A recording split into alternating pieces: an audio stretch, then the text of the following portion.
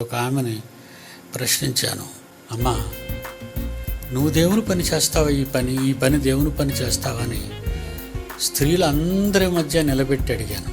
ఆమె ఒక మాట చెప్పింది, నా భర్తను అడిగి చెబుతానండి అమ్మాయి. దేవుని పని చేయటానికి భర్తను అడుగుతావా? నీకు పిల్లలు ఉన్నారమ్మా అని అడిగాను. లేరండి అమ్మాయి. మరి గర్భఫలం ఎవరిస్తారో తెలుసా అన్నాను. మీ ఆయన దేవుడా అని అడిగానమ్మా. బాగా వినండి, మాట్లాడలేదు. ఏం చెప్తుందండి?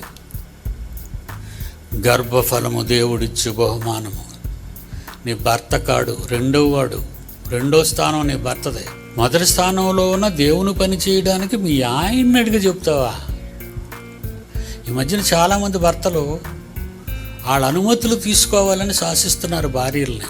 దేవుని పనులు చేయటానికి మీ అనుమతులు తీసుకోవాల్సిన అవసరం మీకు లేదరా. నీ భార్య చేస్తున్నది దేవుని పని, నీ పని కాదు, ఎవరి పని కాదు.